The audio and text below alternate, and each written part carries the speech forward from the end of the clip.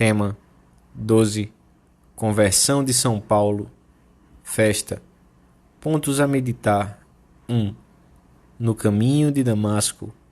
2. A figura de São Paulo, exemplo de esperança, correspondência à graça. 3. Ânsia de almas. A festa da conversão do apóstolo das gentes encerra o oitavário pela unidade dos cristãos. A graça de Deus converte São Paulo de perseguidor dos cristãos em mensageiro de Cristo. Este fato ensina-nos que a fé tem a sua origem na graça e se apoia na livre correspondência humana, e que o melhor modo de acelerar a unidade dos cristãos consiste em fomentar todos os dias a conversão pessoal. Pelo sinal da Santa Cruz, livrai-nos Deus, nosso Senhor, dos nossos inimigos. Em nome do Pai, do Filho e do Espírito Santo. Amém. Meu Senhor e meu Deus, creio firmemente que estás aqui, que me vês, que me ouves. Adoro-te com profunda reverência. Peço-te perdão dos meus pecados e graça para fazer com fruto este tempo de oração. Minha Mãe Imaculada, São José, meu Pai e Senhor, meu anjo da guarda, intercedei por mim.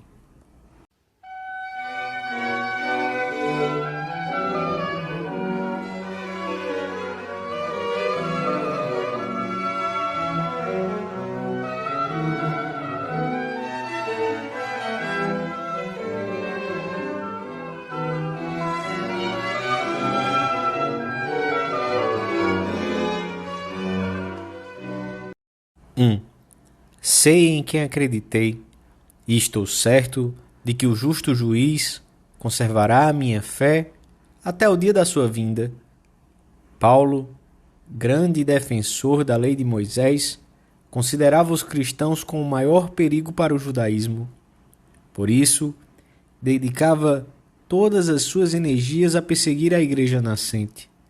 A primeira vez em que aparece nos Atos dos Apóstolos, verdadeira história da primitiva cristandade, vemo-lo presenciando o martírio de Estevão, o protomártir cristão.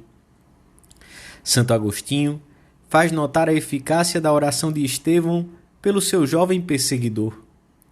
Mais tarde, Paulo dirige-se a Damasco, a fim de que, se ali achasse quem seguisse este caminho, fossem homens ou mulheres, os levasse presos a Jerusalém. O cristianismo tinha se estendido rapidamente, graças à ação do Espírito Santo e ao intenso proselitismo dos novos fiéis, mesmo nas condições mais adversas. Os que se haviam dispersado iam por toda parte pregando a palavra. Paulo dirigia-se a Damasco, respirando ameaças de morte contra os discípulos do Senhor. Mas Deus tinha outros planos para aquele homem de grande coração. E estando já perto da cidade, por volta do meio-dia, de repente viu-se rodeado de uma luz refulgente que vinha do céu. E caindo por terra, ouviu uma voz que lhe dizia: Saulo, Saulo, por que me persegues? Respondeu ele: Quem és tu, Senhor? E ele: Eu sou Jesus, a quem tu persegues. E a seguir veio a pergunta fundamental de Saulo, que era já fruto da sua conversão e que marcava o caminho da entrega. Que devo fazer, Senhor? Paulo já é outro homem. No instante, viu tudo a uma luz absolutamente clara, e a fé leva-o à disponibilidade total em relação aos planos de Deus. Que devo fazer de agora em diante? O que esperas de mim? Muitas vezes, talvez quando mais longe estávamos, o Senhor quis voltar a entrar profundamente na nossa vida e manifestou-nos esses planos grandes e maravilhosos que tem sobre cada homem, sobre cada mulher. Deus seja louvado. Dizias de ti, para ti, depois de terminares a tua confissão sacramental, e pensavas: É como se tivesse voltado a nascer. Depois, prosseguiste com serenidade. Domine, quid me vis facere? Senhor, que queres que eu faça? E tu mesmo te deste a resposta. Com a tua graça, por cima de tudo e de todos, cumprirei a tua santíssima vontade. Serviam, eu te servirei sem condições. Repetimos-lo agora uma vez mais. Já o dissemos tantas vezes, em tons tão diversos. Serviam, com a tua ajuda, eu te servirei sempre, Senhor.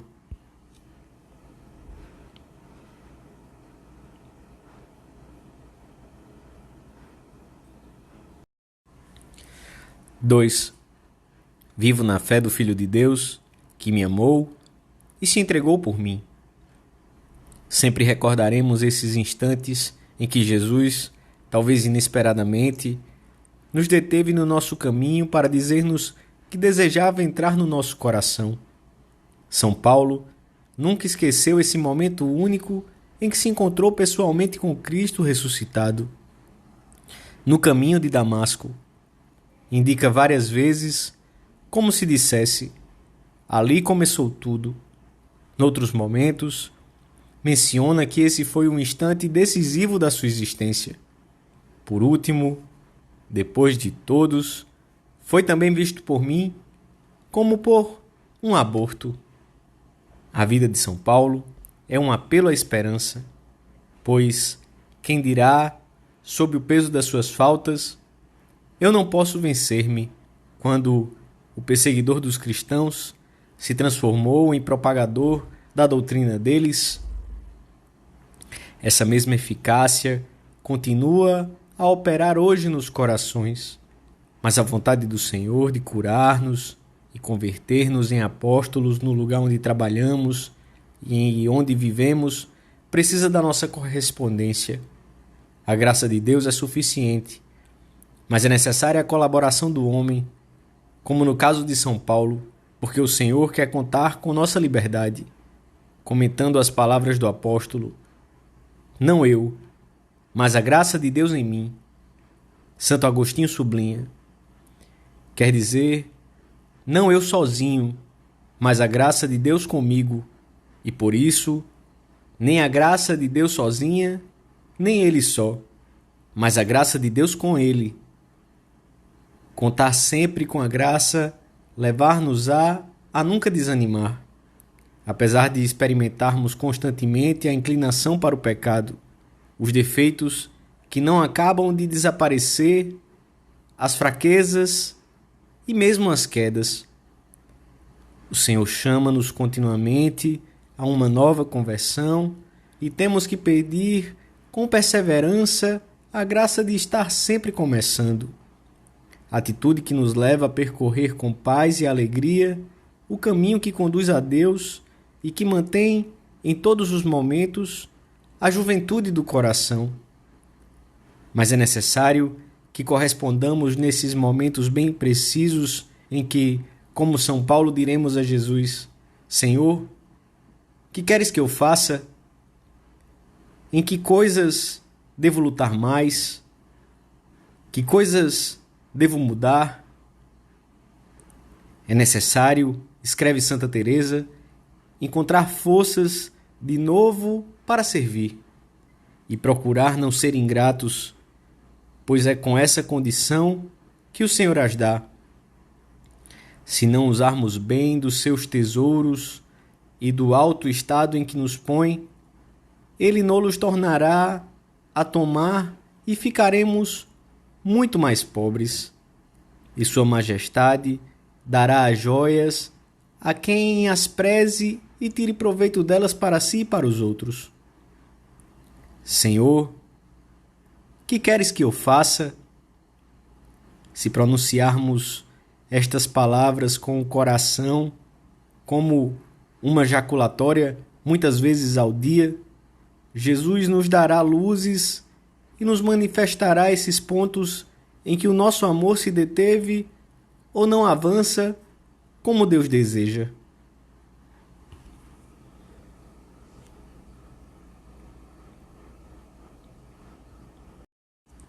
3. Sei em quem acreditei. Estas palavras explicam toda a vida posterior de São Paulo. Conheceu o Senhor e desde esse momento todas as outras coisas são como uma sombra em comparação com essa inefável realidade. Nada tem já algum valor se não é em Cristo e por Cristo. A única coisa que temia era ofender a Deus.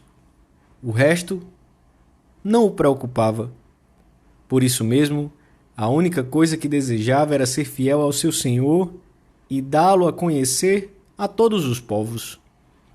É o que nós desejamos, a única coisa que queremos. Paulo converte-se a Deus de todo o coração, e o mesmo ímpeto com que antes perseguia os cristãos, põe-no agora, aumentado e fortalecido pela graça, a serviço do grandioso ideal que acaba de descobrir. Tomará como própria a mensagem que os outros apóstolos receberam e que o Evangelho da Missa nos transmite. Ide pelo mundo inteiro e pregai o Evangelho a todas as criaturas. Paulo aceitou esse compromisso e fez dele a razão da sua vida. A sua conversão consistiu precisamente nisto, em ter aceitado que Cristo, a quem encontrou no caminho de Damasco, entrasse na sua existência e a orientasse para um único fim, o anúncio do Evangelho. Eu sou devedor tanto aos gregos como aos bárbaros, tanto aos sábios como aos ignorantes, pois não me envergonho do Evangelho, que é virtude de Deus para a salvação de todo aquele que crê. Sei em quem acreditei. Por Cristo, Paulo enfrentará riscos e perigos sem conta, sobrepor-se-á continuamente à fadiga, ao cansaço, aos aparentes fracassos da sua missão, aos temores, desde que possa conquistar almas para Deus. 5 vezes recebi dos judeus 40 açoites menos 1. 3 vezes fui açoitado com varas. 1 vez fui apedrejado. 3 vezes naufraguei. 1 dia e 1 noite passei perdido no alto mar.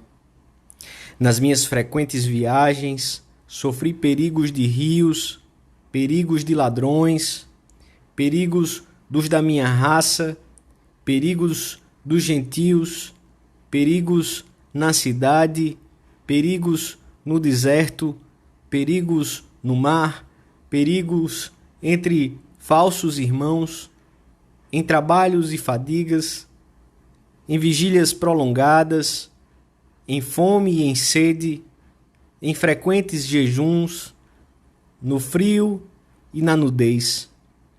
E além dessas coisas que são exteriores, tenho os meus cuidados de cada dia, a preocupação por todas as igrejas. Quem desfalece, que eu não desfaleça? Quem é escandalizado, que eu não me abrase? Paulo centrou a sua vida no Senhor. Por isso, apesar de tudo que padeceu por Cristo, poderá dizer no fim da sua vida, quando se encontrar quase sozinho e um pouco abandonado: estou inundado de alegria em todas as minhas tribulações. A felicidade de Paulo, como a nossa, não consistiu na ausência de dificuldades, mas em ter encontrado Jesus e em tê-lo servido com todo o coração e com todas as forças.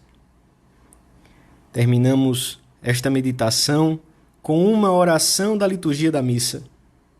Ó Deus, que instruístes o mundo inteiro pela pregação do apóstolo São Paulo, dai-nos, ao celebrarmos hoje a sua conversão, que caminhemos para vós, seguindo seus exemplos, e sejamos no mundo testemunhas do Evangelho.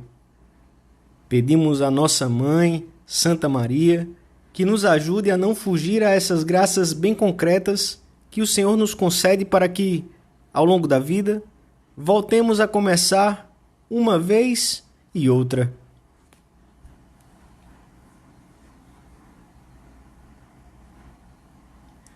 Dou-te graças, meu Deus, pelos bons propósitos, afetos e inspirações que me comunicaste nesta meditação. Peço-te ajuda para os pôr em prática. Minha Mãe Imaculada, São José meu Pai e Senhor, meu anjo da guarda, intercedei por mim.